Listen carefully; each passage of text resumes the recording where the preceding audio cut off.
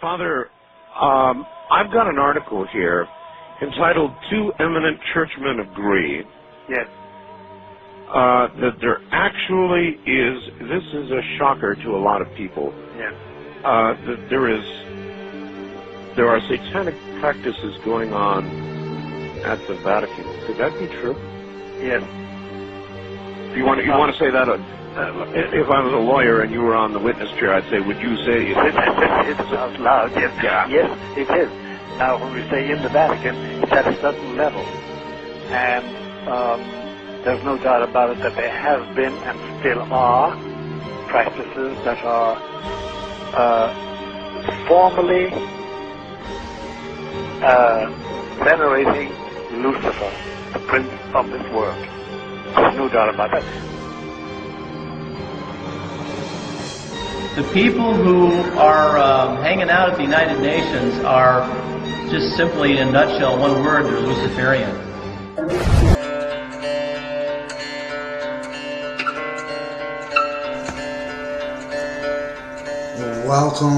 Welcome everyone to the Best Damn Podcast. I'm your host, John Keene. As always, I would like to thank you guys for joining me. Make sure to check us out, Instagram, Facebook, Best Damn Podcast, Twitter, The Real Best Damn, and wherever you're watching from, make sure to hit that like, give us a thumbs up, leave a comment, let me know what you think, make sure to subscribe, click the bell, that way you guys get all the notifications, and share this link. Help me to get out there, that way new people can find us. Man, I've got such a cool one for you guys tonight. I swear, I don't know what it is, but recently there has been so much shit going on. There is no shortage of, things for us to talk about for videos like this. We have Trump recently been indicted. Today he pled not guilty. I've got the PDF. I've got the documents. We're going to take a look at that. The World Economic Forum, just another meeting that they've had recently. Bringing in more things in the name of security. We can expect this now on a global scale. We're going to be preparing for future pandemics, probably from now until forever. We also have a lot more developments when it comes to what's taking place, between Russia and China and Taiwan. Iran now getting nuclear weapons or larger nuclear missiles. Things all across the globe right now appear to be spiraling out of control to some, but I think for those that are aware, those that are kind of in tune with what's going on, I feel like we all kind of know deep down that this is part of the process, that, as humans, sometimes we have to have experiences that we don't really care for to let us know that that's not the direction we want to go. And I hope when we look at what we would call the apocalypse, which just means revealing.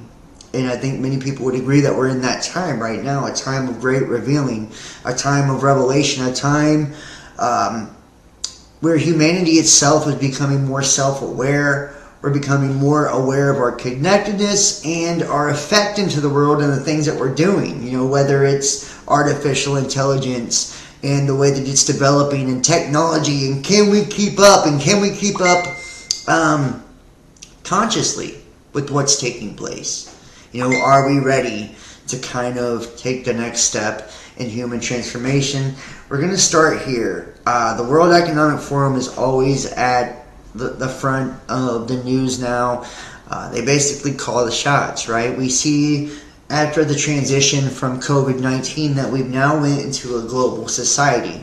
And I think a lot of people see that was the agenda, right? With COVID-19 and the Great Reset and all of that, it was to show you that everything was already in place to create this interconnected system, this global scaled governance. And we've seen the framework for years, right? Undermining nationalism, undermining populism, bringing in and undermining democracy at that, right? Bringing in this kind of socialist structured system based on technology, credit scores, where computers are making all the decisions and humans are kind of taking out of the equation. We see this melting pot of all the religions being brought together, which we now see what direction that is going to be heading in, right? As we see this trans agenda where our gender can be whatever we want it to be. our, religions now can be whatever we want it to be, and it can be us worshiping AI gods, right? And a lot of people even believe that that's a direction that we're heading. If you look at Silicon Valley and all the elites,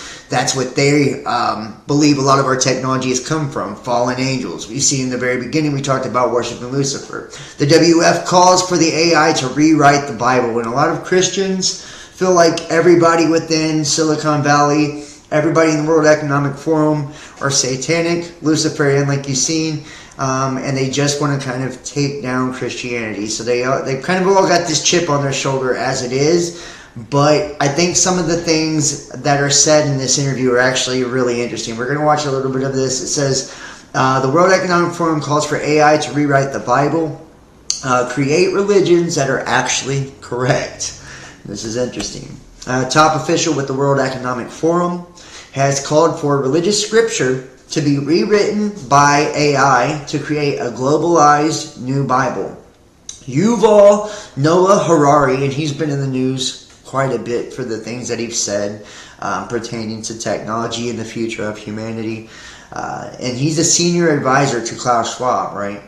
The author of COVID-19, The Great Reset. The senior advisor to the World Economic Forum and chairman, Klaus Schwab, argues that using AI to replace scriptures will create unified religions that are actually correct. So you see the goal there. Unified religions that are actually correct. Harari, an influential author and professor, made the call while giving a talk on the future of humanity. According to Harari, the power of AI can be harnessed and used to reshape spirituality into the World Economic Forum's globalist vision of equity and inclusivism. Inclusivism. Speaking with the journalist Pedro Pinto in Lisbon, Portugal, Harari told the elitist audience, it's the first time, and let's go ahead and just play some of this video here. Let you guys hear this for yourself. Let me make sure you have sound. I just think it's so much more interesting to watch the video yourself than to have me read it. Third thing about AI that everybody needs to know, it's the first technology ever that can create new ideas. The printing press, radio, television, they broadcast, they spread the ideas created by the human brain, by the human mind. They cannot create a new idea. Gutenberg printed the Bible in the middle of the 15th century. The printing press printed as many copies of the Bible as Gutenberg instructed it, but it did not create a single new page. It had no ideas of its own about the Bible. Is it good? Is it bad? How to interpret this? How to interpret that? Which is actually correct whenever we look at any of the other mediums of media that we've had, whether it's the printing press or whatever. It's only made a replica or a copy of something that was already created. It couldn't create or give an opinion on it itself, as opposed to AI can kind of shape the way that you perceive something or come to its own conclusions about the things that we are creating and create its own content as well. We now see that. AI can create new ideas, can even write a new Bible. Throughout history, religions dreamt about having a book written by a superhuman intelligence, by a non-human entity. Every religion claims our book, they are books of the other religions, humans wrote them. But and the transhumanists, this is kind of what they're doing, is in essence attempting to create an AI god. A lot of these elites believe that the technology that we are using to create AI is, fallen angel technology. Or a lot of people believe that, whether it's true or not.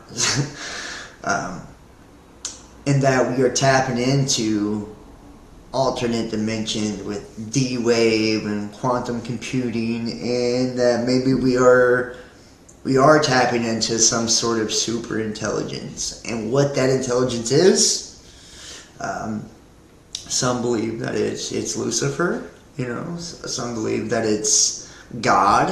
It just depends on, I guess, your perspective on, the way that we're looking at it. But we know that Emojis are a version of a hieroglyph or an ancient symbol. When we look at computers, all of the masks within a mask that are within a computer as well. If you look at the components of a computer, they are satanic symbols. So it's very interesting, to say the least, to see like a lot of the connections, to why people draw these conclusions about technology being so evil, and everybody involved with technology also seems to be involved with this world governance plot, which is, attached to depopulation, which kind of appears to be this great fucking ritual sacrifice. And I mean, there's so many weird components of this, from fucking trafficking children and people and sex trafficking. It's like, you look at how deep the rabbit hole goes whenever you're fucking with people like this, and looking into people like this. It makes you wonder what their true intentions or agenda are, and that's where all these conspiracies kind of, come out of, is because there's so many things that are connected. Our book, no. It came from some superhuman intelligence. In a few years, there might be religions that are actually correct. That just think about a religion whose holy book is written by an AI. That could be a reality in a few years. When I was preparing this interview, I wrote down questions that I would like to ask you, and then asked ChatGPT to create 10 questions that it would like to ask you. And I've been doing this for a long time, okay? 25 years I've been doing this, and its questions were better than mine. I'm going to be honest with you. It was absolutely insane, and it took it 5 seconds, 7 seconds to write it out, and I'm still using the first version. And when you talk about it being a baby, I'm like, that's a pretty scary baby we're talking about here, right? And when you said it at the end, towards the end of your book, 21 Lessons for the 21st Century, when we have maybe decades, some years left before, when we need to discover who we are before algorithms tell us who we are. How fast is that happening? And what does that process look like before humans normally are just going to go to an AI solution before they go to this solution? It's moving faster than I think almost anybody expected, faster than I expected, despite all my engagement with the field and what I wrote in Homo Deus and 21 Lessons. I'm still surprised by how fast it is moving and how powerful the new generation of AI is. And actually the new generation is not out. It's in the laboratories, but it's already there. It's even much more powerful than ChatGPT. And I think that to have a fighting chance, we need time. Again, I said before, humans, we are organic beings. We move in cycles, we move on organic time. And we are maybe the most adaptable animals on the planet, but adaptation itself requires time. And now we've reached a point when there is no time. AI is moving too fast. And I think that it's the responsibility, therefore, of governments to buy us time by slowing it down. Now, I have no illusion that we can stop research in AI. It's not going to happen. But what I expect from governments is to regulate the deployment of AI into society, which governments do it with so many other products. If I'm And I think that's really interesting, talking about buying us time, especially considering that so many people believe that the World Economic Forum, and this guy in particular, are, part of this depopulation plot. It's like the deployment of AI, is it meant to kind of overrun humanity in essence and then us down, with this systematic release to where it kind of takes over every aspect of our society, brings in, a totalitarianism form of control through technology where algorithms are making all of the choices and decisions, are making all the rules, the laws, telling us what to do, in essence. and then we have this social credit score ranking system on where we're punished and awarded, and how far we can advance. It's almost like this class system, and you kind of see this already happening in places like China. So it's like, and there's even articles too talking about how a lot of young people are even comfortable with having their entire lives surveilled. It's like we've been conditioned to almost accept this reality, and that's why it's really hard for me to kind of look at all of this and see that think that there's not already some sort of plan in place, and we know that there is, right? It's in the name of sustainable development, the name of electrification, the green agenda, in the name of climate change. It's in the name of a million different things. The war on terror, the war on drugs, right? That we've seen humanity become more and more out of tune with our physical reality, more and more detached from ourselves emotionally and spiritually by the way that we've been groomed and conditioned. But also, we've been created to be like more docile as well. It's like we're not willing to fight for our freedoms. We're not willing to fight for our privacy or anything like that anymore. We've kind of given ourselves over to this system, and it's like it's almost like there's no fight left in us when you look at everything on a large scale, and like this is already basically the way that the world is. So people have already kind of been demoralized in essence, and to begin to accept that this is the direction that we're heading. It's actually pretty sad. Let me say what's up to a few of you guys in the chat here. James Dunn, Claudette Malespina, Mist, Jam Low, Cosmic Blue, Freya, In Hella Black, On Hella Black, Amy VR. Thank you guys. I appreciate all you. Becca Loves Jesus. Awesome. Zero Infinity, Old Hillbilly, Paolo. Yes, I appreciate all of you guys. I just want to say, everybody watching, please hit the like, hit the thumbs up if you're watching the video live. Make sure to comment if you catch us on the flip side. I'd love to hear your guys' thoughts on some of the stuff that we're going to be talking about tonight. You're going to see that the theme here is like they're punching the gas on kind of the world agenda, especially through the World Economic Forum and the UN, and now you even see NATO kind of ramping up. You're going to see some things with Japan. Who is it? Japan. Where's it at? Right here. NATO is now even gassing up the boat when it comes to like, taking things in direction. Here it is.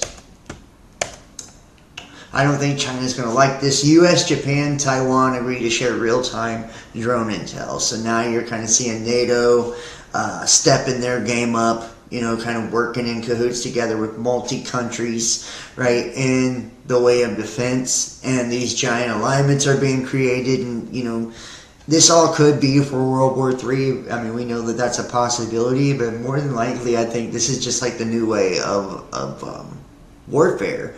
We're going to see countries continue to work more and more together. I'm telling you, we're going in a global agenda. Before you know it, there'll be treaties to bring all of these nations into one nation, and we'll get. And we've already seen the future maps of the UN agenda, breaking it down into the different zones. We'll see, if things go that direction, but I wouldn't be surprised, to say the least. I wouldn't be surprised at all. We're going to look at this as well. Here a little bit into the video. Ted Gunderson's report on very active international child kidnapping ring.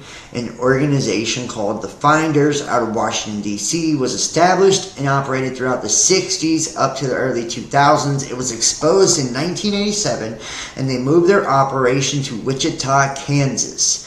Ted Gunderson took his report to the FBI half a dozen times and demanded an investigation, but that investigation was never initiated. and Ted Gunderson was cowardly murdered via arsenic poisoning because he exposed too much information. This is fucking crazy. An actual Treasury Department report describing a worldwide network of child kidnappers involved in Satanism, sexual exploitation of children, and how the CIA covered it all up under national security. I do actually have the document right here. We will get into this as we get into that part of things. It'll probably be towards the end when we do the Satanism and all of that. We're going to keep it on task here with the World Economic Forum at this moment, but I do have so much weird shit. Mel Gibson's back on the news for the Satanism. I've got some weird satanic stuff for tonight. Interesting. World Economic Forum demands 75% global reduction of cars by 2050.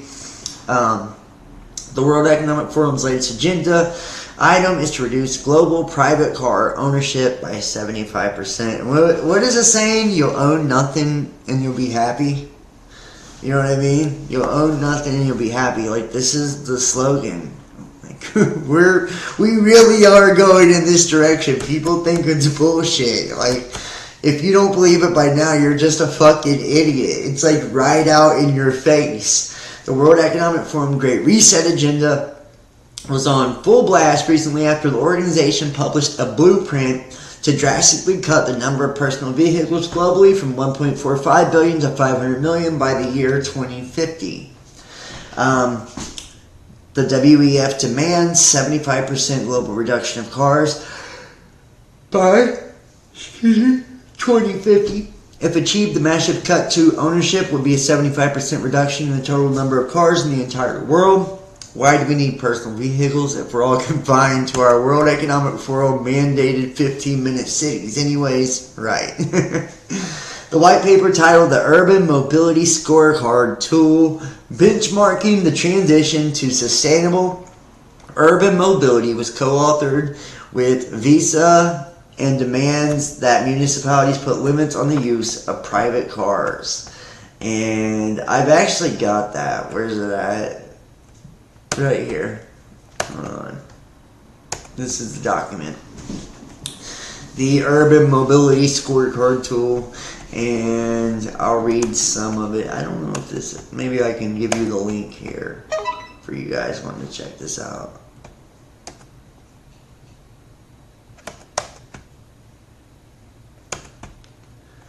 Hopefully you guys can check this out. I'm not sure.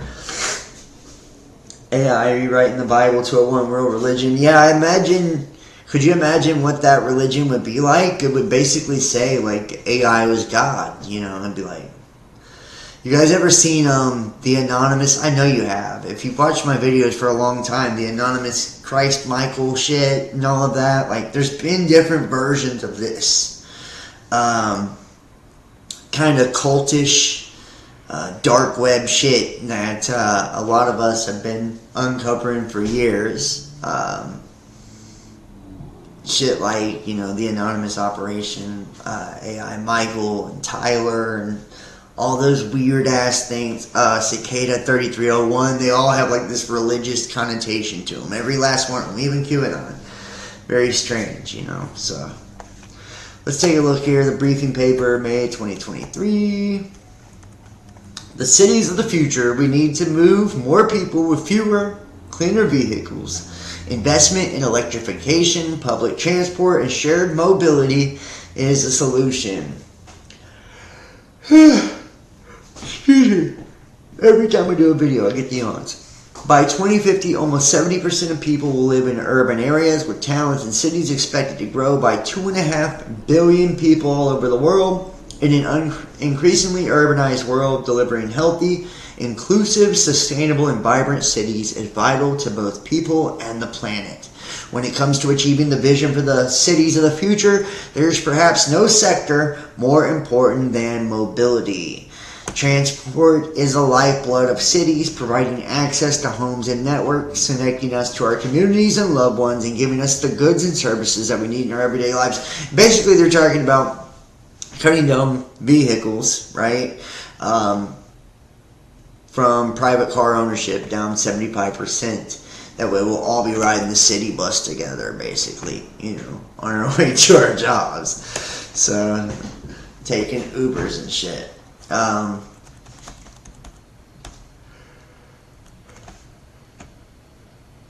Excuse me.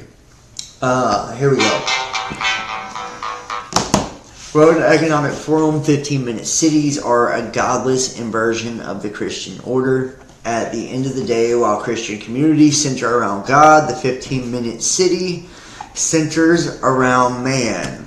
And this is basically already the cities here in the United States, or at least I feel like it is. If you go to any major city, they're all broken down into neighborhoods, right?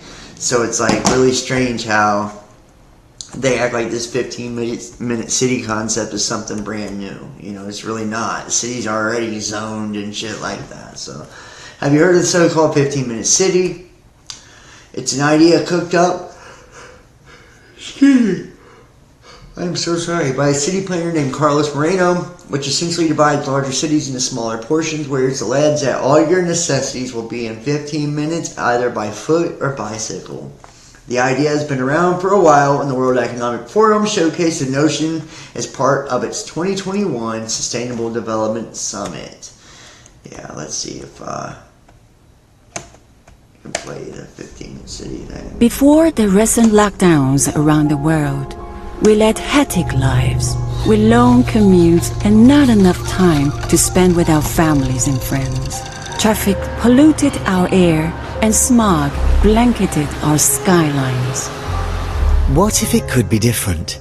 What if we could create a new normal where we reclaim our time, our health and well-being, and our communities? This is the idea behind the 15-minute city, a growing movement to make our lives in cities more convenient, less stressful, and more sustainable. A 15-minute city is one where everything we need is close to home, where communities are safe and inclusive, where the air is clean. A 15-minute city is one where it's easy to get goods and services. Fresh groceries, healthcare, and other amenities are all just a short trip away. A 15-minute city is one where everyone has a place. A 15-minute city has affordable, accessible, and adaptable housing for households of all sizes and ages.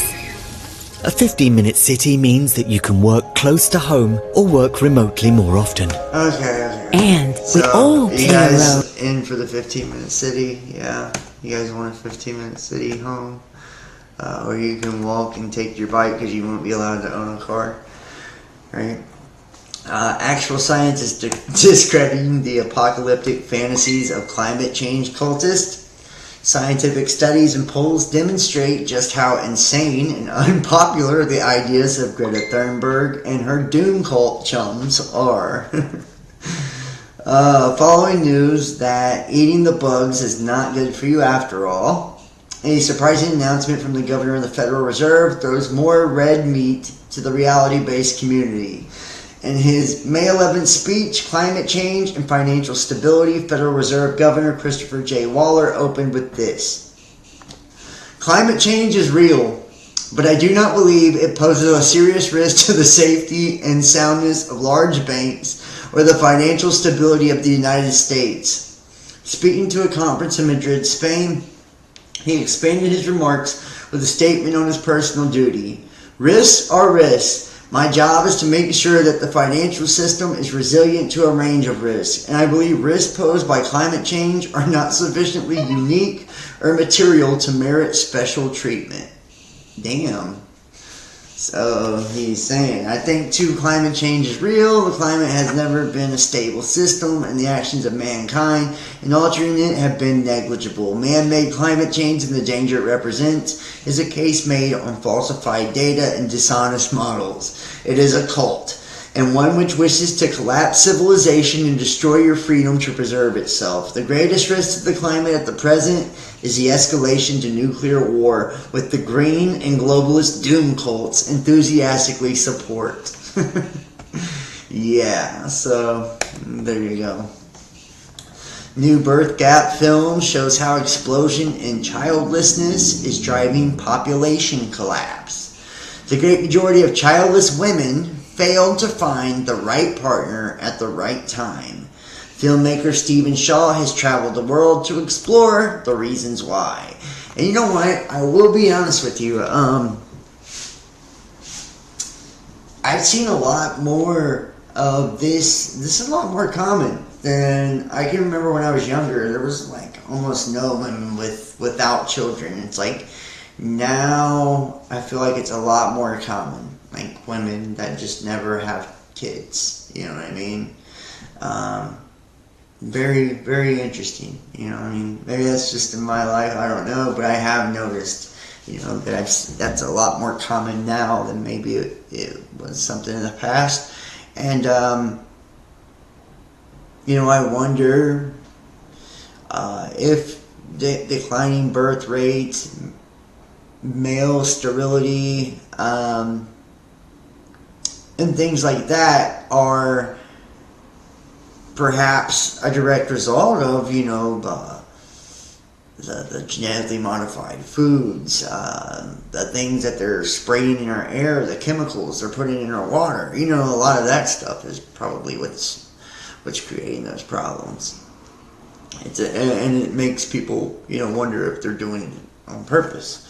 It's a situation unprecedented in human history. Most of the world's people live in a country that has dipped below replacement rate. Its population now spiraling downward. No place on Earth is exempt from declining birth rates, including Africa, which is just a few steps behind the rest of the world. The scenario is, perhaps without exaggeration, quietly apocalyptic. No society in history has been known to come out of that spiral. Filmmaker Stephen Shaw explained in his documentary, Birth Gap, which explores the thoughts of childbearing of young women all around the world and attempts to find the cause behind today's record low fertility. The dip in the trend of the population collapse seems to have crept up on us, with much of academia seemingly unaware of the phenomena, and for most the trend doesn't have a readily apparent reason. In Shaw's interviews, which take place across the span of several continents, it's hard-pressed to find someone who can explain or even guess how the world has arrived to this uncharted territory.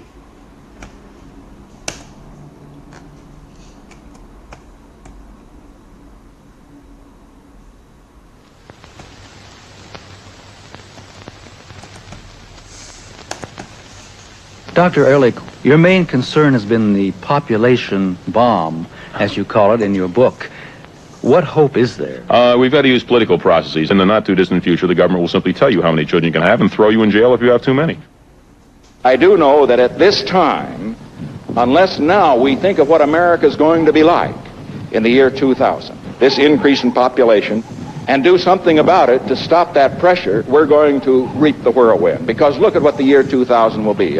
If the present trends continue, our cities are going to be choked with people, and they will be impossible places in which to live, and the explosions will be even worse. If we do not, by humane means, limit our numbers, then numbers are going to be limited by more famines and shortages. The disaster will take the form of famine, plague, or war. They're mankind's old companions, fundamentally. You just got to remember this. There's no way out of the arithmetic. There will never be 7 billion people in the year 2000. And now a milestone for all of us on this planet today. The United Nations declared that today the world's population reached 7 billion people. And that relentless population clock just keeps on ticking and ticking. Well, if they kept such a clock in Italy, it would be ticking backwards. The government there thinks there are not enough Italians. Demographers warn that the shrinking population could drag the country into an unprecedented economic crisis. Dire predictions of an overpopulated planet have been with us for centuries. What if they're just plain wrong? Alert! The number of babies born in America last year falling to a 32-year low. But there's already a population crisis hitting major economies across the globe. Look at these numbers. How do you explain this decline? You know, you've got cases like Japan where adult diapers outsell baby diapers. Yeah, well, and you see, like, the whole population shit has been... It's been demonized for a very long time, you know, overpopulation. I'll get in Ubers and shit, and you'll hear people bring that up, like that's one of the go-to points for a lot of people, talking points of why our world's fucked up, or why the system doesn't work or whatever. Oh, we're overpopulated, there's too many of us, so it's like they've been fed that line of shit for how long. Even right now, there's more than enough land to give everybody an acre. You know what I mean? Like, everybody could have their own shit, there are more empty houses in America than there are homeless people. Explain that. So, we're, this population problem, it's us not being able to manage the population we do have. So, that's my opinion on that one. And I don't know if I should get to that one. Let's go here first. Well, okay. Yeah. The systematic review of hormone treatment for children with gender dysphoria for recommendations for research. And this is crazy shit, guys. Let me see if I can find this.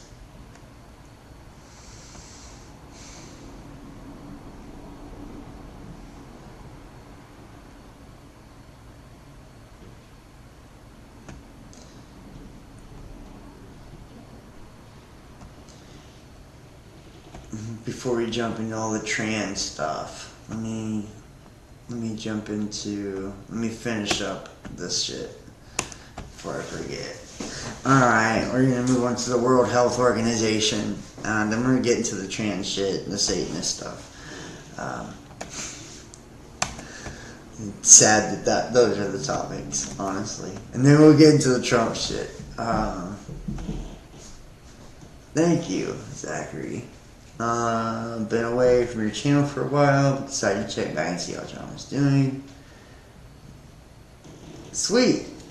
Thanks. Yeah, I'm doing really well. So, I do appreciate everybody. I see some Zachary Cordell, Stool Purger. Thank you. I appreciate everybody for joining me. Make sure to hit that like if you're in the chat. You're 73. Yeah, I'm doing pretty well, so I appreciate everybody for joining me. The 5th meeting of the Intergovernmental Negotiating Body for the WHO Instrument on Pandemic Prevention, Preparedness, and Response resumed. In December 2021, the World Health Assembly established an intergovernmental negotiating body to draft and negotiate a convention, agreement, or other international instrument under the Constitution of the World Health Organization to strengthen pandemic prevention, preparedness, and response. The 5th meeting took place from the 3rd to the 6th of April 2023. And at that meeting, countries of the World Health Organization continued consideration of the zero draft of a potential pandemic accord and mapped out how negotiations on the potential accord would move forward with a view to presenting a draft accord for approval by the World Health Assembly in May 2024. So, May 2024.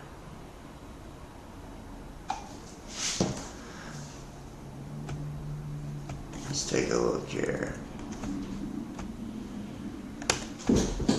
The Intergovernmental Negotiation Body. I'm going to drop this. This is a link if you guys want to check this out yourself. You'll see it here in a second. I'm going to pull up. I see somebody super chatted. Thanks, Tim Hamby, for the super chat. LOL, he says. Thank you, Tim. Appreciate that. Very cool. Very cool. Right here. The Bureau's text of the WHO Convention, Agreement, or other international instrument on pandemic prevention, preparedness, and response. This is the background, methodology, and the approach. In recognition of the catastrophic failure of the international community in showing solidarity and equity in response to the coronavirus disease pandemic, the World Health Assembly convened a second special session in December 2021, which it established an intergovernmental negotiating body open to all member states and associate members and regional economic integration organizations as appropriate to draft and negotiate members and at WHO convention, agreement, or other international instrument on pandemic prevention, preparedness, and response with a view to its adoption under Article 19 or other provisions of the WHO Constitution as may be deemed appropriate by the INB. In furtherance of the above mandate, the INB established a process and systemic approach for its work and agreed at its second meeting that the instrument should be legally binding and contain both legally binding as well as non-legally binding elements. In that regard, the INB identified Article 19 of the WHO Constitution as a comprehensive provision under which the instrument shall be adopted. Without prejudice, also considering as work progressed the sustainability of Article 21 and requested the Bureau to develop and present to the INB a conceptual zero draft of the instrument for discussion. And he goes on and on. Wait, where's the objective and all this shit? There you go. The objective, guided by equity, the right to health, and the principles, approaches set out herein is to prevent pandemics, save lives, reduce disease burden, and protect livelihoods throughout strengthening proactively the world's capacities for the preventing, preparing for, and responding to and recovery for health systems from pandemics. The aim to comprehensively and effectively address systemic gaps and challenges that exist in these areas at national, regional, and international levels, though substantially reducing the risk of pandemics, the risk of pandemic preparedness and response capacities through progressive realization of the universal health coverage and ensuring a coordinated, collaborative, evidence-based pandemic response and resilient recovery of health systems at community, national, regional, and global levels. And I will let you guys do the rest of that, but respect for human rights, sovereignty, equity, blah, blah, blah, right? Solidarity, transparency, accountability, and it goes on. If you guys want to, get into that yourself, you're more than welcome to do that. And it's like more and more coming out about what actually happened during COVID. Zuckerberg now saying the establishment asked Facebook to censor COVID misinfo that ended up true, and that it undermines trust. The big tech company owner said greatest health challenges aren't letting that the scientific experts waffling on coronavirus facts really undermines trust. And you think? Meta Facebook CEO Mark Zuckerberg claimed recently that scientific establishment asked his platform to censor posts about COVID-19 that ended up being debatable or true. In his comments during Thursday's episode on the Lex Friedman podcast, Zuckerberg discussed the issues and challenges of executing his platform's policies on removing misinformation. He said it can be really tricky when some content is false, but may not be harmful. So it's like, alright, are you going to censor someone for just being wrong if there's no kind of harm implication of what they're doing? As an example, Zuckerberg said, just take some of the stuff around COVID earlier on in the pandemic, where there were real health implications, but there hadn't been time to fully vet a bunch of the scientific assumptions.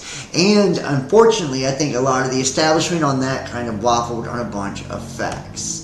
Zuckerberg noted the establishment encouraged him to enforce these shaky facts, saying they, quote, asked for a bunch of things to be censored that in retrospect ended up being more debatable or true. He admitted to Friedman that he believes the request made him by the scientific community hurt their credibility with the public. It really undermines trust. So misinformation, I think, has been a really tricky one, because there are things that are kind of obviously false, right, that are maybe factual, but may not be harmful. So it's like, all right, are you going to censor someone for just being wrong? It's, if there's no kind of harm implication of what they're doing, I think there's a bunch of real kind of issues and challenges there. But then I think that there are other places where it is, just take some of the stuff around COVID earlier on in the pandemic, where there were real health implications, but there hadn't been time to fully vet a bunch of the scientific assumptions. And unfortunately, I think a lot of the kind of establishment on that kind of waffled on a bunch of facts and asked for a bunch of things to be censored that in retrospect ended up being more debatable or true.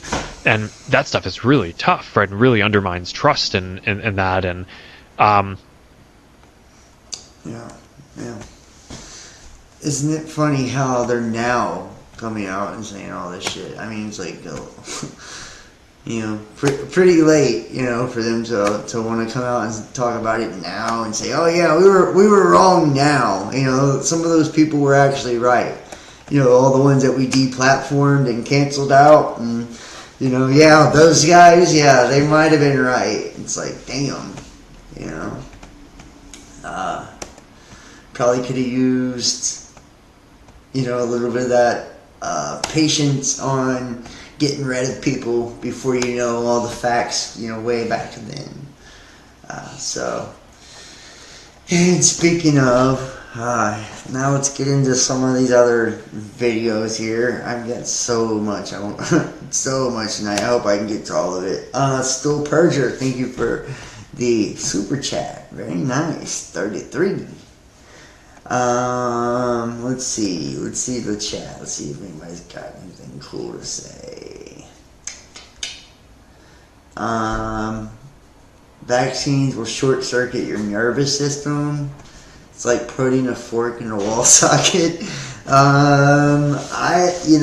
I've seen some really funky side effects, but I do want to preface all of this conversation by saying I'm not a doctor. This is not medical advice. I'm not a lawyer. This is not legal advice. This is not financial advice. Any of that, So I just want to put that out there. This is just a video. This is done in fair use for entertainment purposes only. On his podcast this week, Joe Rogan hailed Robert F. Kennedy Jr.'s position on the COVID-19 vaccine and blasted the media for working to keep him quiet. Here's a bit of that. They'll say that Bobby Kennedy is spreading misinformation where everything he said you can verify.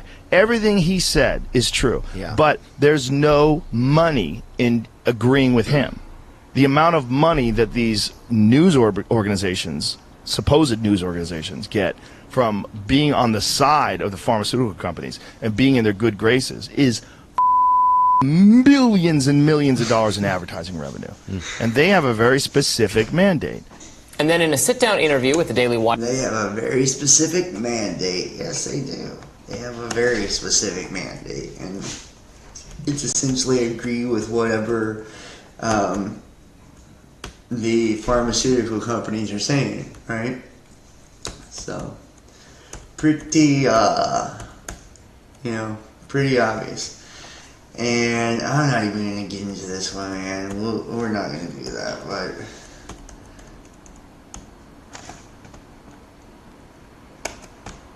I feel like some of these churches. What a fright it must be. This one's funny. A woman declared dead knocks on her coffin during her own wake in Ecuador. Damn. Makes you wonder how often it occurred that a person wakes up after burial. Granted, they skipped the mortician part. 76-year-old woman who was declared dead at the hospital in Ecuador astonished her relatives by knocking on her coffin during her wake. And the incident has prompted a government investigation into the hospital. Relatives left the coffin behind and rushed retired nurse Bella Montoya back to the hospital after the wake Friday in the central city of Babahoyo. San Gilberto Barbera told the AP, quote, "It gave us all a fright," Barbera said, adding that doctors have said his mother's situation remains dire. Wouldn't that be so fucking crazy? You know what I mean? Just to hear somebody start tapping on the coffin, you're getting ready to bury them. Or imagine if you were in the coffin. I would be freaking the fuck out if I woke up in a coffin. I wouldn't just be tapping it. I'd be kicking it and beating on it and going insane. Just hoping that I had enough strength to fucking get somebody's attention. Seriously, that'd be terrifying. Buried alive. Now we get into the weirdo shit. Okay, we're gonna start heading down the weirdo direction now. I'm pretty sure we got all the... Did you get the post? I don't know. Beginning of the zombie apocalypse could be. Yeah, well... Who knows, right? Who knows? Now we're going to get into the child weirdness and the trans shit. It all just kind of mishmashes into one. So, and then we're going to slide into the Satanism and Hollywood and governance and all of that to kind of pull it all together. And I'm going to try, in between all of this, to hit the Trump indictments and shit very quickly and just kind of give you guys the documents of that if you want to go look it up. Oh, Lord, yeah. UK Scouts, millions paid out in child abuse settlements due to poor safeguarding. Can those poor kids pay to get unmolested? I mean, it's great there's some accountability, but how about convictions and sweeping reform? Millions of pounds have been paid out in the last 10 years to people who were abused in the Scouts, lawyers say. BBC File on 4 contacted 13 law firms who specialize in child abuse claims, and data from the 8 that responded revealed more than £6 million had been paid out in compensation in the last decade. You know, and this is a big thing here in America too, you know. So, just saying. It's a big shit in America too. Here is the Finders, and this is fucking creepy.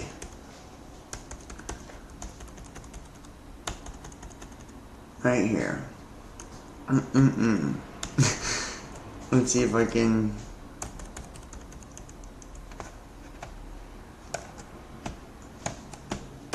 Alright. This is Ted Gunderson's report on a very active international child kidnapping ring organization called the Finders out of Washington, D.C. It was established and operating throughout the 60s into the early 2000s. It was exposed in 87, and they moved their operation to Wichita, Kansas. Gunderson took his report to the FBI half a dozen times and demanded an investigation, but that investigation was never initiated, and Ted Gunderson was cowardly murdered via arsenic poisoning because he exposed too much information. And here we go, the Finders. Let me drop this link. I know you guys will be into this.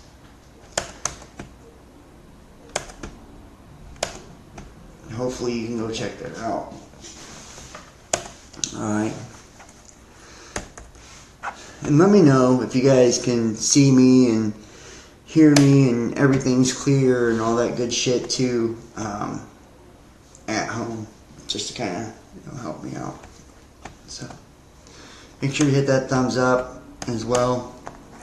If you guys want to check it, hey, I'm now posting on the backup channel, both Facebook accounts, Instagram, BitChute, Rumble, Twitter.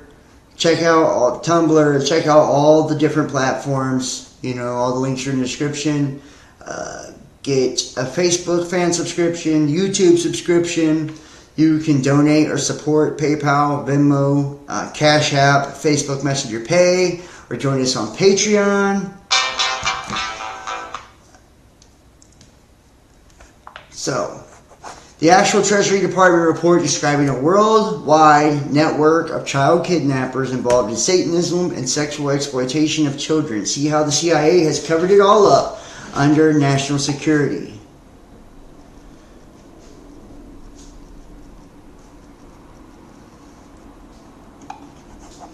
You must read this. Your own children are at stake. And missing children. Now this goes into, this is Reader's Digest, over 100,000 children a year. And this talks about all of the figures and estimates. Few known facts are appalling. Thousands murdered annually. The number of missing children is rising. No one's keeping an accurate count. There's been so many things that have come out. Fucking children's services involved. Law enforcement involved. Kidnapping and disappearances by months. This is 94 fucking cases. I don't like to read this stuff.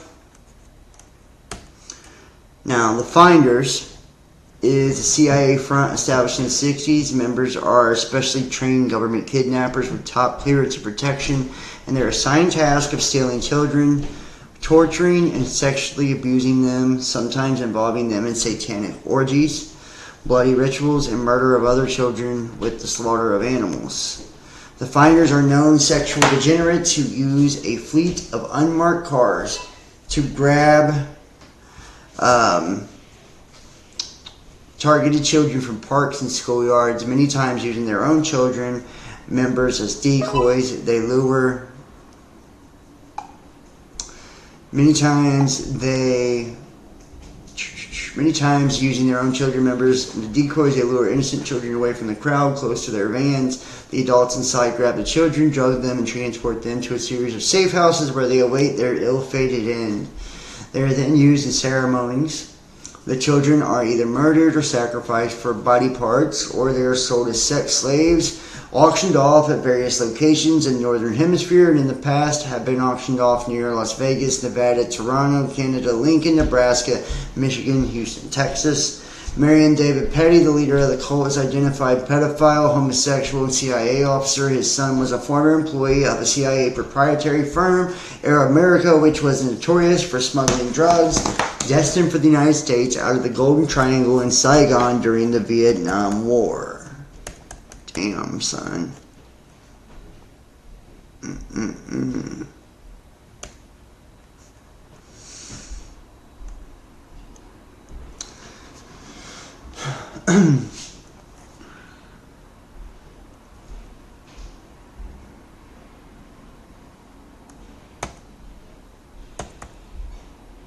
They would like start homes for fucking kids and shit and lure them in. I filed formal complaints on 6 occasions with the FBI demanding an investigation of the finders and international trafficking of children. I received 2 complaints from airline employees that airplanes containing several hundred kids were flown to Paris, France from Denver and LA. Damn. 191 were assigned to Child Protective Services in Florida. Wow. I told you, man. Child Protective Services and that shit. Woo! Through a glass very darkly. Cops, spies, very odd investigation. I mean, members, satanic cult gave children away. Like, these are all the headlines. 2 cult accused of abuse. Justice probe links to the finders. Stolen children. Thousands of youngsters are abducted by strangers. Only a few are found.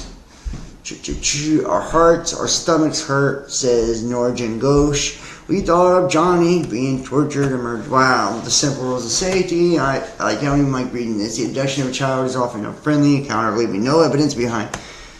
Stranger comes home. Yeah. Okay, I'm done with this. I'm sorry. I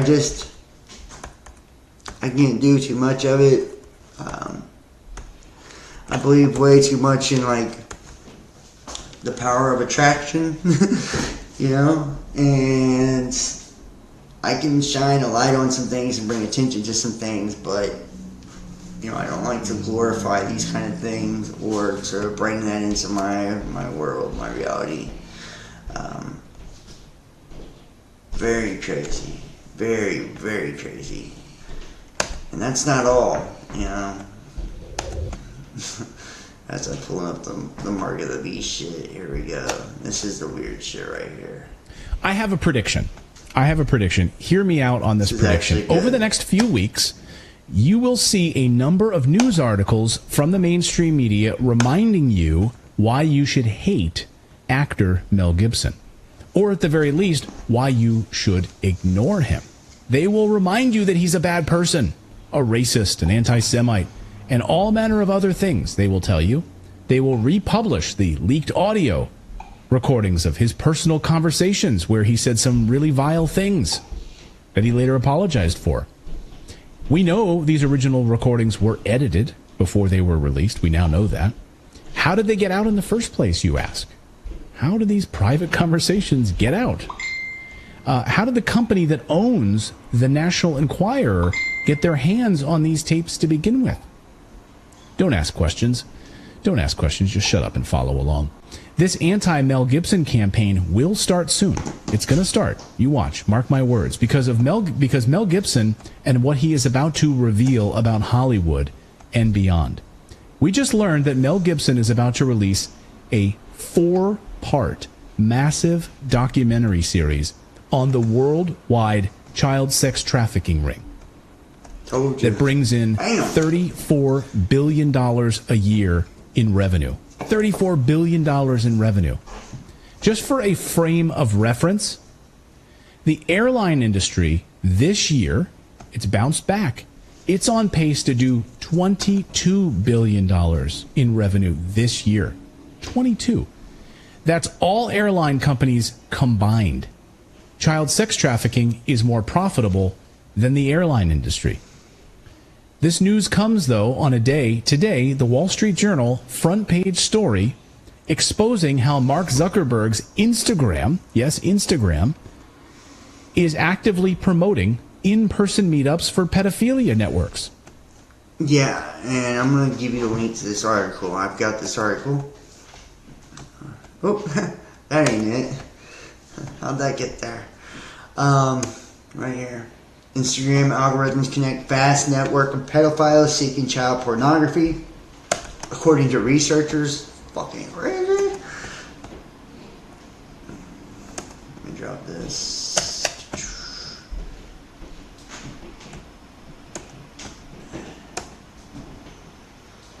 Bam.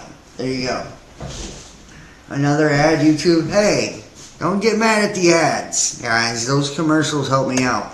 So, don't get mad at the ads. I don't place them. They place them when they come on, when it's live. Instagram algorithms connect vast networks. Pedophiles seeking child pornography, according to researchers. Instagram's recommendation algorithms have enabled a vast network of pedophiles seeking illegal underage sexual content and activity, according to the Wall Street Journal expose. In a 2,800-word article published Wednesday, the journal said it conducted an investigation into child pornography on Meta-owned Instagram in collaboration with researchers at Stanford and the University of Massachusetts Amherst. Quote, pedophiles have long used the internet, but unlike the forums and file transfer services that cater to people who have interest in illicit content, Instagram doesn't merely host these activities, its algorithms promote them, the journal reported. Instagram connects pedophiles and guides them to content sellers via recommendation systems that excel at linking those who share niche interests. Damn. The company's continuously exploring ways to actively defend against this behavior, and we set up an internal task force to investigate these claims and immediately address them. Child exploitation is a horrific crime. Wow. Crazy.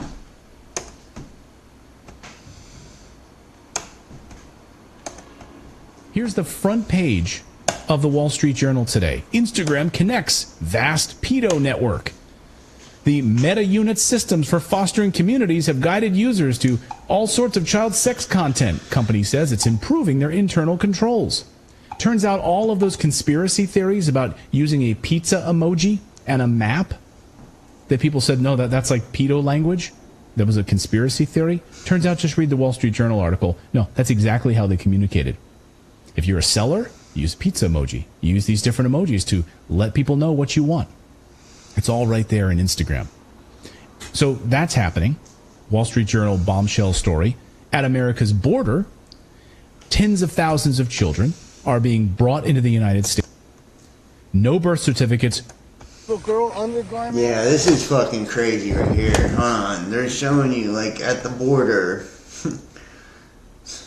And this is like for fucking human trafficking and organ harvesting. It's just crazy shit. They have no birth certificate, so they're untraceable. For sex trafficking. Watch. Obviously, we've shown you guys multiple camp areas in which it was not as obvious as what we're seeing here. Take a look at what we're seeing here. You start seeing nothing but children, clothes, blankets, little girls' articles of clothing, little boy or girls, little boy shoes, more little girl undergarments, little girls' shoes, little girl shoes, more little girl shoes, another, I don't know if it's a woman or another girl's shoes. And there's baby bottles all the way in there. And just to show you guys,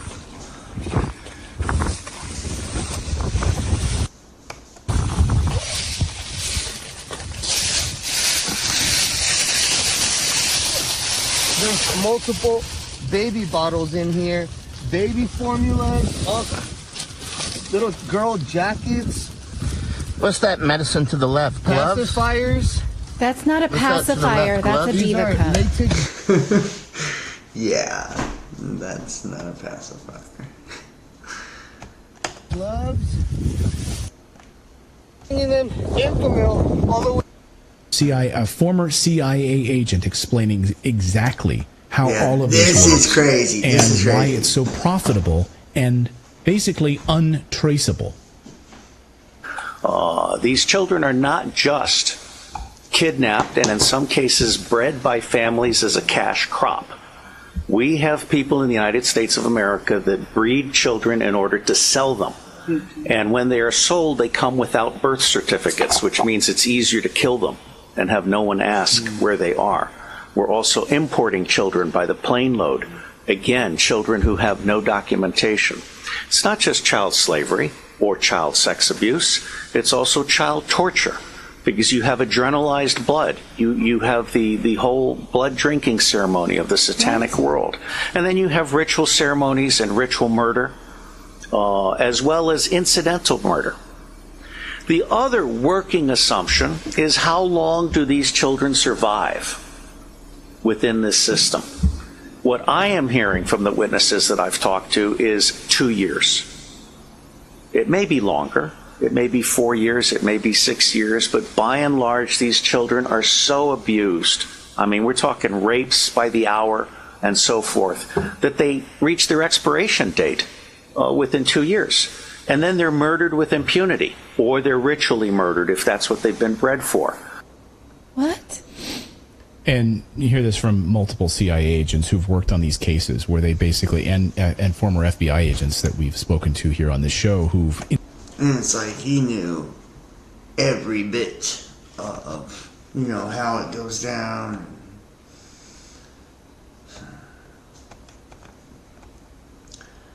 And it's almost like, it's weird that you hear so much about that stuff, because it's like,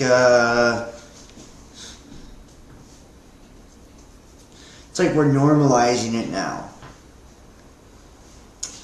We're like normalizing ritual abuse and like all this weird shit,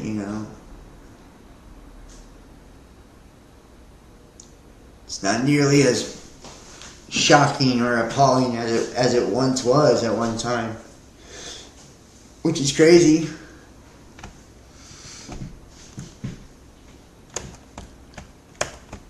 Infiltrated these cells, and it's just one example. This one's fair and went back to Australia. Or in Ukraine, we will not give up and will continue to go to the darkest places until the light is restored and every child is protected. Yeah, in Ukraine too, big sex trafficking, all this too, so.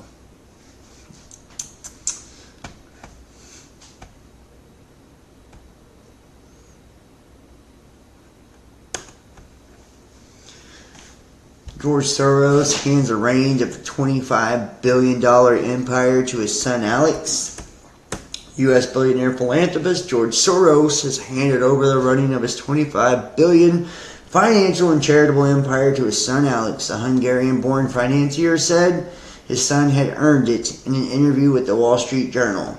Since the 90s, the family wealth has been directed to support democracy building in dozens of countries, but in recent years, the 92-year-old former hedge fund manager has become the focus of anti-Semitic conspiracies. A Soros spokesperson confirmed to the BBC the details of the interview published on Sunday. Soros is also one of the largest donors to the U.S. Democratic Party. Alex, the 37-year-old history graduate, is the second youngest of his 5 children. Alex is the only family member sitting on the investment committee for the Soros Fund Management, the vehicle which the Wall Street Journal says is managing the $25 billion for the family and the charitable foundation. Alex took over at the Open Society Foundation as chairman in December and is also in charge of his father's Super PAC, a U.S. mechanism to direct funds to political parties. While they broadly share the same political views, he told the Wall Street Journal that he is more political than his father and that he would campaign against Donald Trump's attempt to run for a second term as U.S. president. As I would love to get money out of politics, as long as the other side is doing it, we will have to do it too, Alex Soros said. He said the Open Society Foundation would pursue the same aims it had under his father, including free speech, criminal justice reform, minority and refugee rights, and backing liberal politicians, but he also wants to include voting rights, abortion, gender equity initiatives while pursuing a more domestic, U.S.-focused agenda. His father, George Soros, was born in Hungary, where as a child he lived through the horror of the Nazi occupation. In 1944 and 1945, his family concealed their Jewish identity to survive. After the war, he left Hungary for London, later moving to New York, where he went on to make billions through his hedge fund activities. He gained notoriety in the UK after making $1 billion correctly betting the pound would fall in 1992. Yeah. Betting the pound would fall is how he made his first leg, right? Off of other people's, huge losses. George Soros got rich. How about that? I can't imagine. You know what I mean? I can't imagine how that would even happen. So damn sad, yeah. Jesus, come quickly. Yeah, well, the U.S. government concealing UAP existence to preserve capitalism. Non-human intelligence would prove countless theories and totally shatter our reality. However, the most powerful and wealthy among us only stand to lose as we progress as a species. Renewable energy would invalidate the entire fossil fuel industry. Advanced healthcare will default traditional medicine, i.e. no more chemotherapy profits or $200 insulin. Bipartisanship will lose power and will stop killing each other instead of making changes. Here on Earth, we are finite and selfish. If an extraterrestrial intelligence exists, it means someone did it better than us, meaning our governments aren't doing it right and therefore will lose power. Religious ideology will lose its influence and we will see each other as a species, not as different races or groups. Despite all the good we're capable of, we act fundamentally against each other. Our governments aren't worried about how we'll take disclosure. They're only concerned with our economy and whose wallet will be affected. The choice to knowledge of extraterrestrial life should not be kept up to those of us who have the money and power, who only know the secrets to keep them hidden. It's the right of all of us as a species to understand the universe and to know about other intelligent life. I would just like to know how many of you guys out there even agree with this. Do you believe that there is intelligent life? Do you believe in aliens, extraterrestrials, or something similar to that? Do you believe that it's being concealed or hidden from all of us?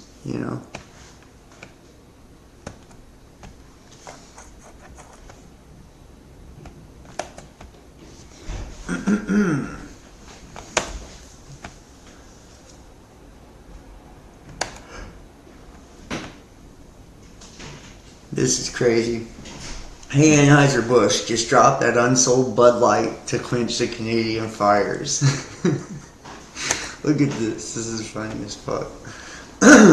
Now Bud Light is co-sponsoring an all-ages drag show party. Yes, they really are that fucking stupid. Bud Light Family Festival. Bud Light is co-sponsoring an all-ages drag show party, Safe Space.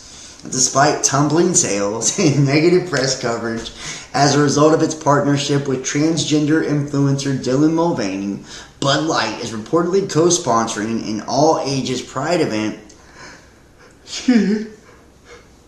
in Flagstaff, Arizona, According to the Flagstaff Pride website, the party, which is called Pride in the Pines and includes drag queens and other performers, lists Bud Light as one of the companies sponsoring the June 17th event. Bud Light is mentioned prominently in one of the posters. The event is listed as a family festival event and a family-friendly, safe space for all visitors. Other big-name companies sponsoring the all-ages event for the Pride Month include Old Navy, Toyota, Coca-Cola, USA, according to an event flyer. Here's an idea, Anheuser-Busch. With Canadian raging fires now, why not send all the unsold Bud Light to help quench the fire? It doesn't have to be water to put it out. And you get some needed good publicity for a change. And you know what? Bud Light is about the closest thing you get to water as far as beer goes. So I mean, I think it's safe to say it's like 90% water, right? If you drink Bud Light, then you know that shit is water. So the company changed the name. Yeah, I don't even know why people are butthurt about this. It's like, let them have Bud Light. You know what I mean? Are we really losing anything? Some watered down old bullshit beer? You know, it's like some boomer beer anyways. Some watered down boomer beer. Who the fuck wants Bud Light anyways? Let them have that shit. You know, they start hitting the IPAs or something, then yeah, you know, maybe we should, you know, get a little stressed about it, but let them have Bud Light. You know, they can keep it. Yes, they're that fucking stupid. I love that. This is wild. Public school teacher tells Muslim student, "You don't belong here," after some skip Pride Week. Now listen to this. I've got the audio. This is fucking crazy. She's mad. A zealot teacher from Londonderry, Alberta, goes nuts on Muslim students for excusing themselves from Pride Month celebrations. Well, I'll tell you, you are out to lunch. If you think it's acceptable to not show up because you think there's some pride activities going on at school, right? Oh, that's fine. You know, because I'm going to show my opinion by hanging out at the mall. But meanwhile, all of those kids who are, you know, involved in, say, the Gay Street Alliance or whatever, I don't even know if we have that anymore in our school, they're here when we did Ramadan for Lion Time. They're here when we did Ramadan. And they're showing respect in the class for your religion, right? For your beliefs. Right. It goes two ways. If you want to be respected for who you are, if you don't want to suffer prejudice for your religion, your color of skin, your whatever, then you better give it back to people who are different from you. Damn. That's how it works. It's an exchange. And it isn't like that in all countries. As I told you, in Uganda, literally, if they think you're gay, they will execute you. If you believe that kind of thing, then you don't belong here. Because that is not what Canada believes. We believe in freedom. We believe that people can marry whomever they want. That is in the law. And if you don't think that should be the law, you can't be Canadian. You don't belong here. And I mean it. I really mean it. And it's not a joke, Mansour. I said back and forth. You want it, you got to give it. Damn. She's like, you can't be Canadian.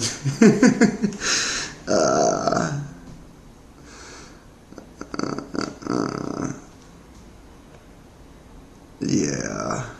I have affluent for you, the Haiti earthquake and the Finders Call. I have no idea about all that.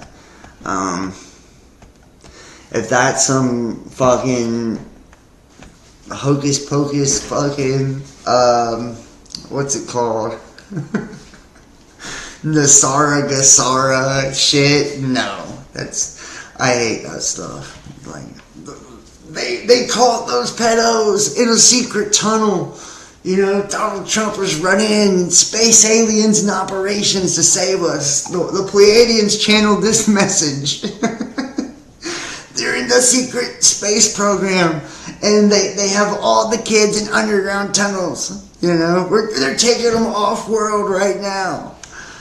Donald Trump saved us. Yeah, okay.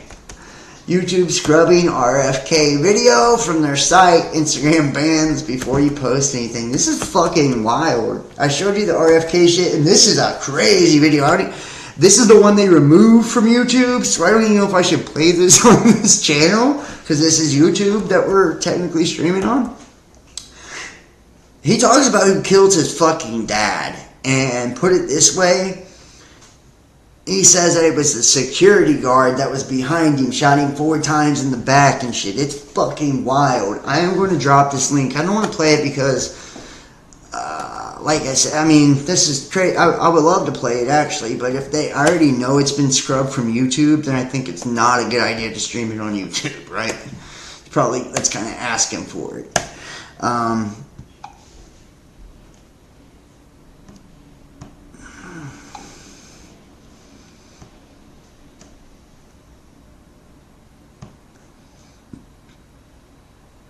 Yeah, well,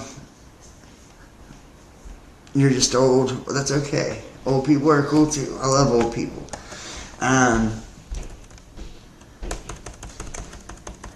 Where's it at? Yeah, look. Interesting. When we used our Team Kennedy email address to set up Instagram, we got an automatic 180-day ban. Look at that. They fucking shut his goddamn Instagram down too. Yeah. They removed that YouTube video as soon as it played. And it's on Twitter. That's right. Now, what is up with it? Why does this guy talk so weird? Does anybody know that?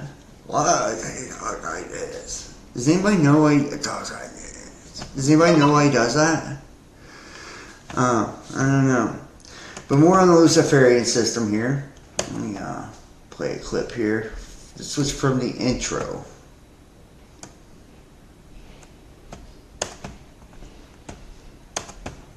Father, I've got an article here entitled "Two Eminent Churchmen Agree." Yes.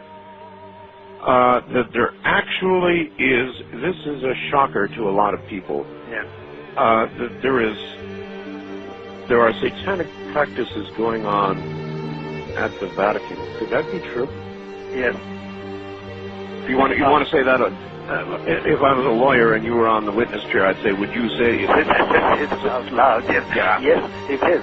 Now, when we say in the Vatican, it's at a certain level. And there's no doubt about it that there have been and still are practices that are formally venerating Lucifer, the prince of this world. There's no doubt about that. The people who are hanging out at the United Nations are just simply, in a nutshell, one word, they're Luciferian. And I'm just sorry to report that, but that's just what it is. And so all of the people today who are promoting the United Nations and the concept of world government, whether they know it or whether they don't, whether they're doing it for money or whether they're doing it for power or for whatever reason they're doing it, they are promoting the philosophy and the religion of the Antichrist. In 1986, Pope John Paul II gathered in Assisi, Italy, the leaders of the world's major religions to pray for peace. There were snake worshippers, fire worshippers, spiritists, animists, Buddhists, Muslims, Hindus, North American witch doctors. I watched They said they were snake worshippers, fire worshippers. This is the beginning of them trying to bring in world religion, and this is like, let's go ahead and switch over. Yeah.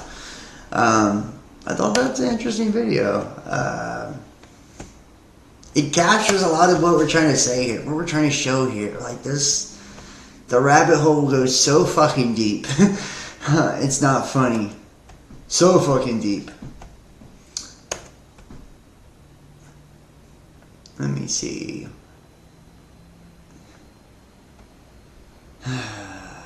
Here we go.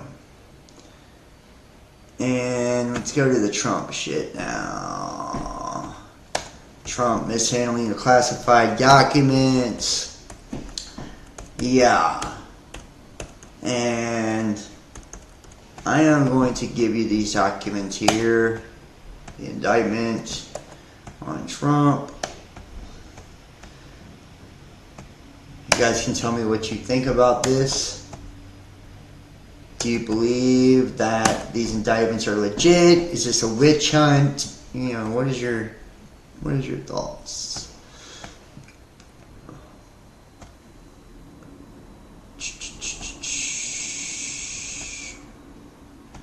Let me see if I can pull this up to the latest one on Trump shit there, guys. Alright. So much has happened in the last days. Trump claims he had the right to the documents.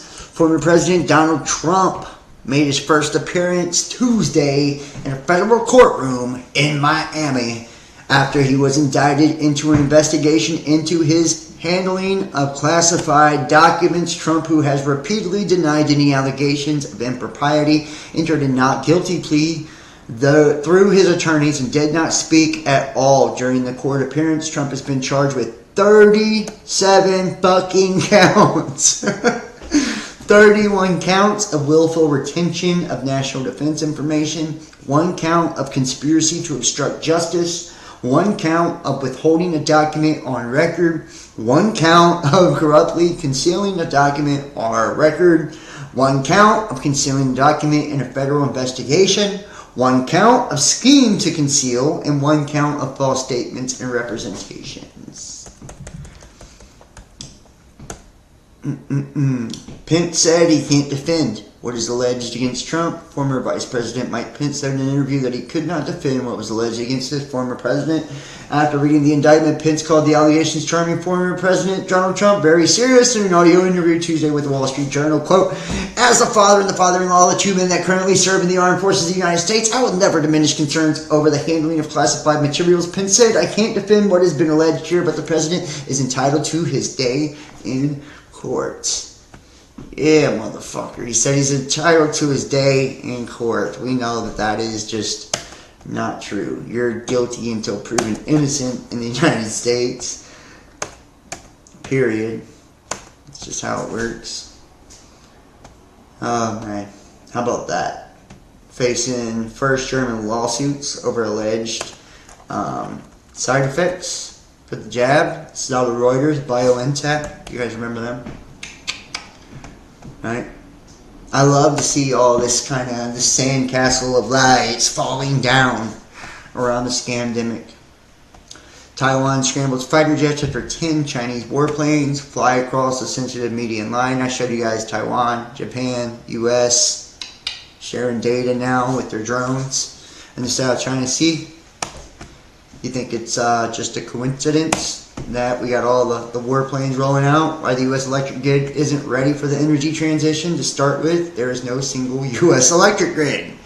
I've talked about this. 3 main grids power the entirety of the United States. If you were to knock out one of said grids, you could take out 75% of the power to the United States of America. That's why Trump, through executive order, the hardening of the electrical infrastructure or the grid in 2019.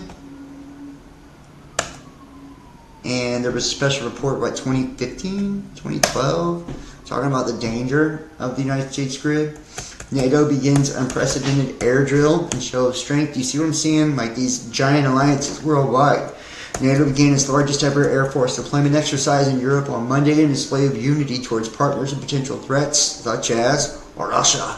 The German-led Air Defender 23 will include some 250 military aircraft from 25 NATO and partner countries, including Japan and Sweden, which is bidding to join the alliance. It'll run until June 23rd. Up to 10,000 service members are to participate in the drills intended to boost interoperability and preparedness to protect against drones and cruise missiles in the case of an attack within NATO territory.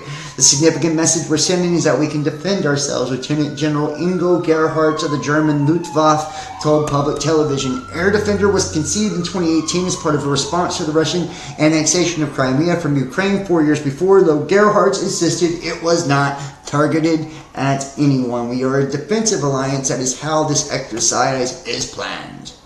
Yay, yay. Banned anti-vax menace, back in selling vaccine cures. We can't stop Iran from getting nukes. Iran's supreme leader says, Ayatollah al-Khamenei speaks during Iran nuclear exhibition in Tehran. And this was helped by China. Their missile program, these nukes, it's given to them by China. Iran's supreme leader Ayatollah al-Khamenei is warning the West, you can't stop his country from obtaining nukes. He said, you can't stop me, motherfucker. You can't stop me. One of America's top enemies has just added a new weapon to its arsenal. Iranian officials showcasing what they claim to be their first hypersonic ballistic missile. And get this, they got the hypersonics now. Can travel 15 times the speed of sound and has a range of 870 miles. That's roughly the driving distance between New York and Savannah, Georgia. That's a long fucking distance, in other words. And those missiles will fuck you up, is what they're trying to say. Okay. Sorry. I get excited. Experimental vaccine shows promise in delaying the return of aggressive brain tumors. All these experiments popping everywhere. North Korea Kim vows to hold hands with Putin for strategic cooperation. And he just did this thing too, a lot of suicides in North Korea, at least that's what the news is. Megan Fox blasts clout chaser, tweeting about her sons in dresses, exploiting my child's gender identity. Fox defended her kids from former Republican candidate in Congress in Nashville, Tennessee. This is weird, dude. Really, don't you want to give attention clearly? Because, look, okay, hold on. So Congress Nashville claimed the actress forced her son to wear dresses. Really don't want you to give this attention because clearly you're a sick clout chaser, but let me teach you something. Irregardless sick of how desperate you may be to become at any given time to acquire wealth, power, success, or fame, never use children as leverage or social currency, especially under malevolent or erroneous pretense. Exploiting my child's gender identity to gain attention in your political campaigns puts you on the wrong side of the universe, she added. I have been burned at the stake by insecure, narcissistic, impotent little men like you many times, she continued, emphasizing her adjective on separate line of text. And yet, I'm still here. You fucked with the wrong witch, she added. Yeah, so it goes on about she's threatening, she's a witch, and all this shit. Dude, she's like, don't use children to expand your career, and she has all three of her little boys dressed up like girls. All fucking three of them. Look, hold on. Look, they don't look happy either. Hold on, where are they at? Where's a good picture of it? They're like, like, this fucking sucks. This fucking sucks. Right here. This fucking sucks. And look, she's smiling all fucking cute in the background, like, look. Look at her fucking kids, they're like, damn, this fucking sucks, Mom. And she just cheesing away, exploiting her children, you know, to further her own sick fucking career. As she's tweeting and shaming somebody else for it. Whatever, man.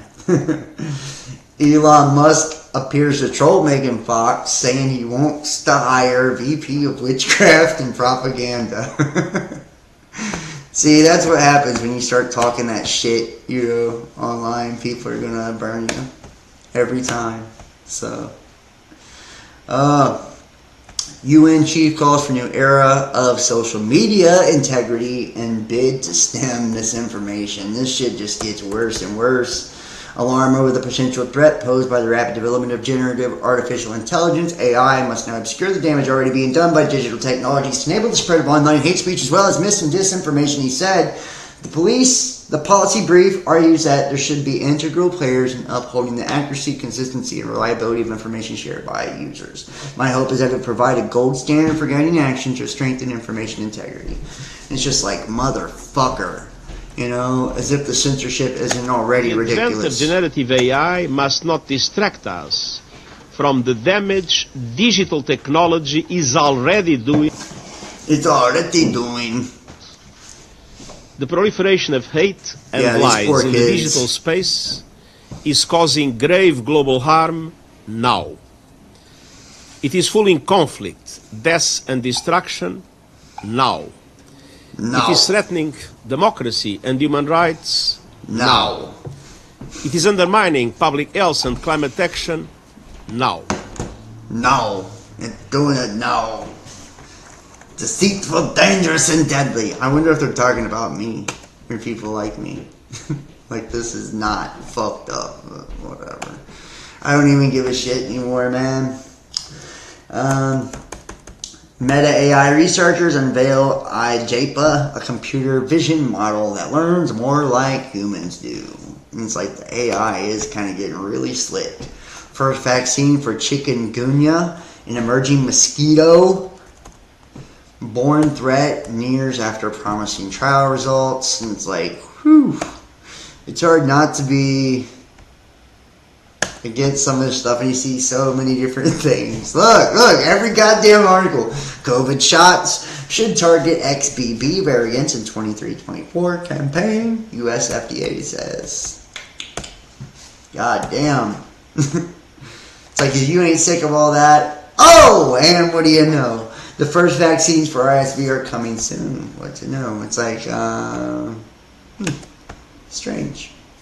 Trans activists flaunt bare breast at White House Pride Month event. This is great. Biden's White House hasn't commented on nudity display. Where's it at? It shows it. Trans activists post video of themselves topless at the White House Pride event. And check out the tits on this trans... Welcome to the White House. Thank you. Can we take a little video? Hi, Mr. President.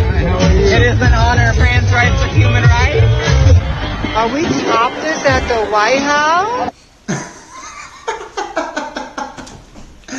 Oh my god. Those are look like real boobs, don't they?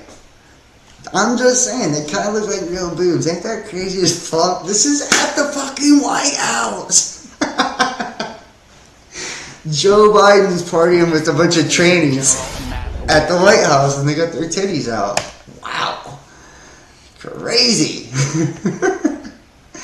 Where is the meme? Hold on. Oh my gosh. It gets better and better. Our son Philip was a very driven athlete. He always wanted to be the best. He was killed on his daily run. The worst part of all this is we'll never know what he would have accomplished and where he would be. Oh no. Yeah, well, what really went on inside the Wuhan lab weeks before COVID erupted. Do you not see how it's all being dragged out now? It's all being dragged out now, and this is interesting too. Fox News sends Tucker Carlson cease and desist letter over new Twitter show. The firebrand right-wing anchor debuted a show on Twitter last week. His former network considers it a violation of his contract. Let's see if this one's it.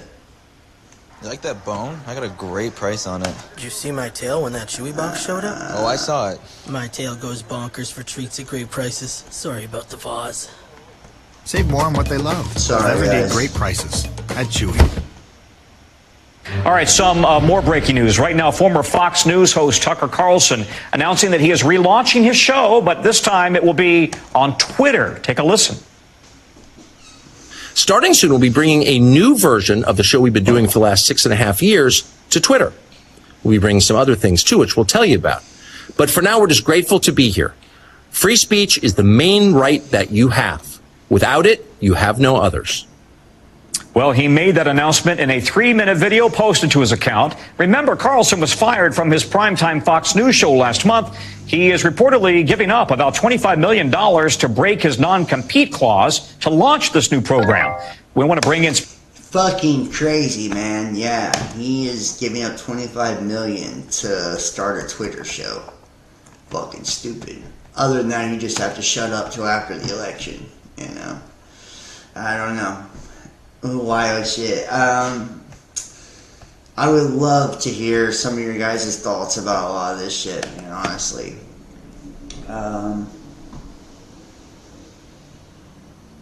Thank you, Becca. You saw him doing commercials now. Can one of the mods help John's Facebook pay link? It's Facebook.com/John Keane Best Damn Podcast. All the links are in the description. You just do it through direct message. I just want to say thank you so much, guys, for everybody watching. I'm going to go ahead and wrap this one up. I love all of you guys, and I appreciate each and every one of you just for taking the time to chill with me, watch these lives. Make sure to check out last week's. Check out the other platforms, too. It helps me so much if you just go and you subscribe. Facebook, Twitter, Instagram, YouTube, Rumble, BitChute, all the places I'm posted. Like the videos, share the videos, comment on the videos, set yourself up for the notifications, share these things no matter what you're on, donate support to the channel, PayPal, Venmo, Cash App, Facebook Messenger Pay, Patreon, YouTube, Facebook subscriptions, or book your own personal tarot reading, 513-393-2396, or email therealbestdampodcast@gmail.com. I want to say thank you so much, everybody that super chatted tonight. It was Tim Hamby and Still Perjure. Thank you, guys. I appreciate you so much for that. Thank you, Mist, Cosmic Blue, Still Perjure, Becca Loves Jesus. Great job moderating. Merv, thank you. Affluent for You, Jam Low, Amy VR, Zero Infinity Live, Wake Up People, Wake the F Up, Cosmic Confusion, Jordan Marshall. Wow, lots of oldies but goodies here. James Dunn, thank you so much. I love all of you guys. And check out last week's show and the week before. We've done some pretty good ones the last couple times, and we're going to continue to make them better and better. I got some good occult shows on the way as well. Alright, guys, thank you so much for watching. I love you, and I'll see you next time. Peace.